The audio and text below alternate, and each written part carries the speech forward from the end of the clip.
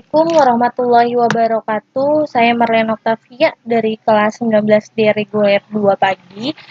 Ingin menjelaskan tentang gambaran pengetahuan masyarakat tentang risiko penyakit diabetes mellitus di Kecamatan Cipayung tahun 2021. Untuk latar belakangnya itu diabetes mellitus adalah penyakit dengan gangguan metabolis atau metabolic syndrome dari distribusi gula oleh tubuh. Penderita diabetes mellitus tidak mampu memproduksi hormon insulin dalam jumlah cukup atau tubuh tidak dapat menggunakannya secara efektif, sehingga terjadi kelebihan gula di dalam darah menurut Irianto tahun 2014. Faktor resiko yang tidak dapat dimodifikasi yaitu ada umur, jenis kelamin, bangsa dan etnik, faktor keturunan, riwayat menderita diabetes gestasional, dan riwayat melahirkan bayi dengan berat badan lahir lebih dari 4.000 gram.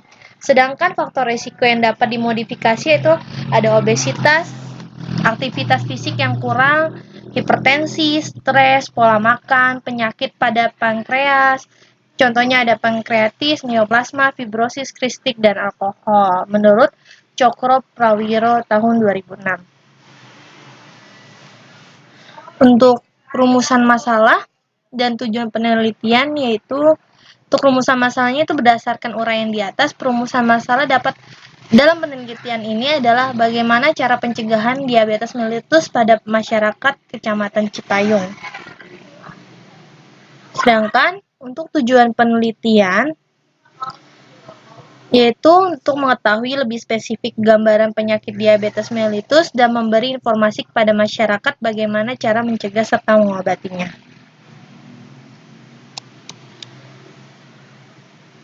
Manfaat penelitian.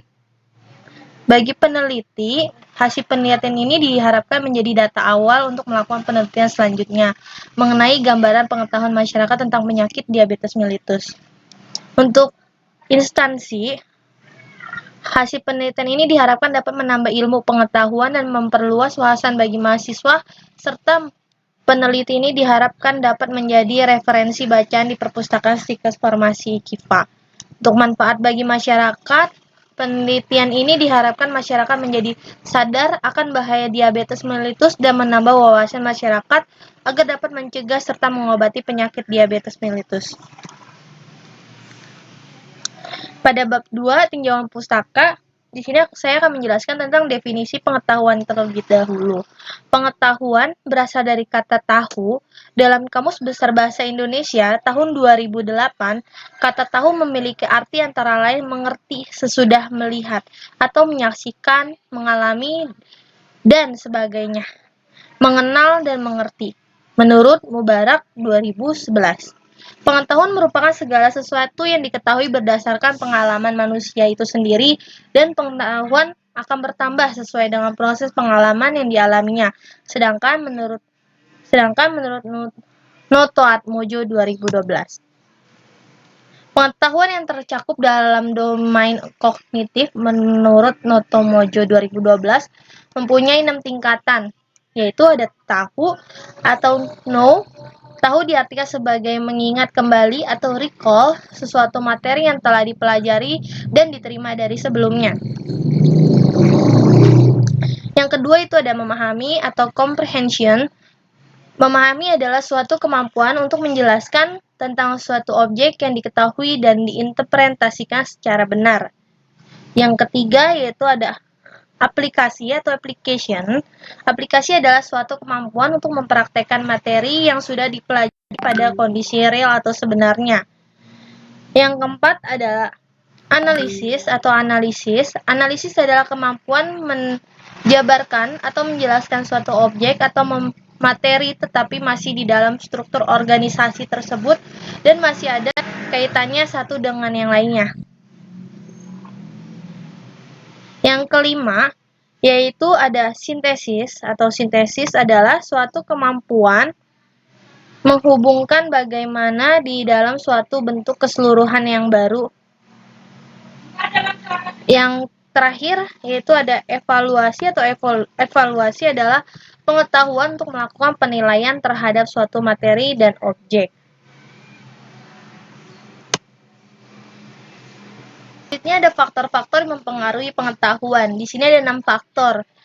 Ada pendidikan, sosial budaya dan ekonomi, faktor usia, faktor informasi media massa, faktor lingkungan, serta faktor pengalaman. Sini saya akan menjelaskan tentang faktor dari pendidikan. Pendidikan adalah proses perubahan sikap dan perilaku seseorang atau kelompok dan merupakan usaha mendewasakan manusia melalui upaya pengajaran dan pelatihan. Makanya faktor pendidikan ini penting untuk mempengaruhi pengetahuan. Selanjutnya yaitu ada informasi atau media massa. Informasi adalah suatu teknik untuk mengumpulkan, menyiapkan, menyimpan, dan memanipulasi atau mengumumkan, menganalisis, dan menyebarkan informasi dengan tujuan tertentu. Selanjutnya itu ada sosial budaya dan ekonomi. Tradisi atau budaya seseorang yang dilakukan tanpa menelaran apakah yang dilakukan baik atau buruk akan menambah pengetahuannya walaupun tidak melakukannya. Untuk faktor lingkungan, mempengaruhi proses masuknya pengetahuan ke dalam individu karena adanya interaksi timbal balik ataupun tidak yang akan direspons sebagai pengetahuan oleh individu. Yang kelima yaitu ada pengalaman. Pengalaman dapat diperoleh dari pengalaman orang lain maupun diri sendiri sehingga pengalaman yang sudah diperoleh dapat meningkatkan pengetahuan seseorang. Dan terakhir yaitu ada faktor usia. Faktor usia ini semakin bertambahnya usia maka akan semakin berkembang pada pula daya tangkap dan pola pikirnya. Sehingga pengetahuan yang diperoleh juga akan semakin membaik dan bertambah. Selanjutnya itu definisi diabetes mellitus.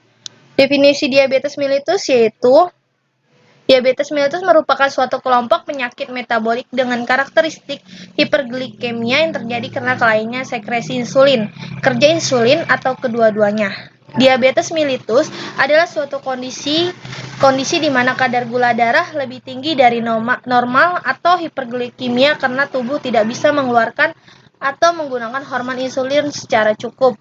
Di sini kita bisa melihat ada poster dengan kadar ukur gula darah yang baik. Nilai normalnya itu gula darah sewaktu tanpa puasa yaitu kurang dari 200 mg per desiliter. Untuk gula darah puasa yaitu kurang dari 126 mg per desiliter. Untuk gejala-gejala diabetes ada poliuri atau banyak kencing. Poliuri merupakan gejala awal diabetes yang terjadi apabila kadar gula darah sampai di atas 160 sampai 180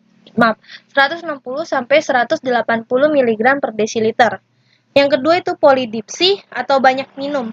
Polidipsi terjadi karena urin yang dikeluarkan banyak, maka penderita akan merasa haus berlebihan sehingga banyak minum. Yang ketiga itu polifagi atau banyak makan. Polifagi terjadi karena berkurangnya kemampuan insulin mengelola kadar gula dalam darah sehingga penderita merasakan lapar yang berlebihan.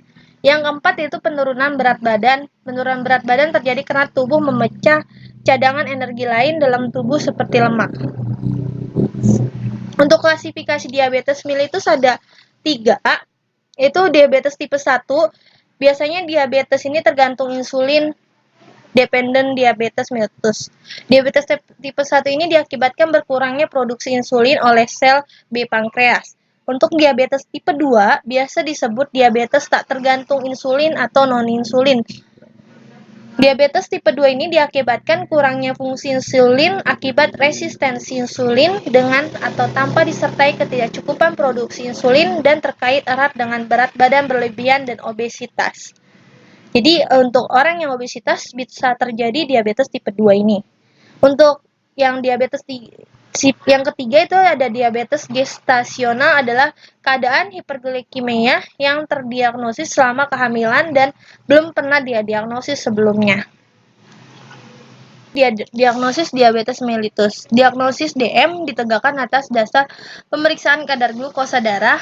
Pemeriksaan ini dianjurkan secara enzimatik dengan bahan plasma darah vena. Pemantauan hasil pengobatan dapat dilakukan dengan menggunakan pemeriksaan glukosa darah kapiler dengan glukometer. Di sini ada hasil pemeriksaan yang tidak memenuhi kriteria normal atau kriteria DM digolongkan ke dalam kelompok pradiabetes yang meliputi toleransi glukosa terganggu dan glukosa darah puasa terganggu. Untuk yang pertama itu glukosa darah puasa terganggu, hasil pemeriksaan glukosa plasma puasa antara 100 sampai 125 mg per desiliter dan pemeriksaan TTGO glukosa plasma yaitu 2 jam. Untuk toleransi glukosa terganggu, hasil pemeriksaan glukosa plasma 2 jam setelah TTGO antara 140 sampai 199 mg per desiliter dan glukosa plasma puasa. Untuk yang ketiga itu bersama-sama didapatkan GDPT dan TGT.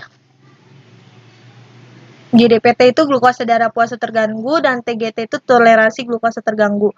Yang keempat itu diagnosis pradiabetes dapat juga ditegakkan berdasarkan hasil pemeriksaan HbA1c yang menunjukkan angka 5,7 sampai 6,4%. Untuk komplikasi diabetes di sini ada komplikasi akut dan kronis. Yang akut ada hipoglikemia, ada ketosidosis diabetik, ada koma hiperosmolar dan ketotik atau KHNK, ada koma laktoasidosis koma. Untuk kronis ada komplikasi spesifik itu meliputi retinopati diabetik, nefropati diabetik, dan diabetic foot. Untuk komplikasi non spesifik yaitu ada jenis-jenisnya ada kelainan pembuluh darah besar atau makroangionopatik diabetik. Terus yang kedua ada kekeruhan pada lenda mata, yang ketiga adanya infeksi seperti infeksi saluran kencing dan tuberkulosis atau TBC. Pencegahannya itu ada edukasi atau penyuluhan, terus perencanaan makanannya yang meliputi zat gizi, asupan karbohidrat dan serat, asupan lemak, dan asupan vitamin C. Untuk latihan fisik ada olahraga dan pengobatan. Untuk bab 3 itu ada metode penelitian. Untuk metode penelitian ini dalam penulisan karya tulis ilmiah ini metode penelitian yang digunakan secara metode deskriptif. Sedangkan untuk jenis penelitiannya sama. Jenis penelitiannya merupakan penelitian non-eksperimental dengan metode penelitian deskriptif. Untuk lokasi dan waktunya itu pengambilan datanya dilakukan di perumahan Lubang Buaya RT 11 RW 09 Kecamatan Cipayung dan waktu pengumpulan datanya dilaksanakan pada bulan Oktober sampai November 2021. Variabel penelitiannya itu evaluasi pengobatan pencegahan resiko penyakit diabetes mellitus di Kecamatan Cipayung tahun 2021.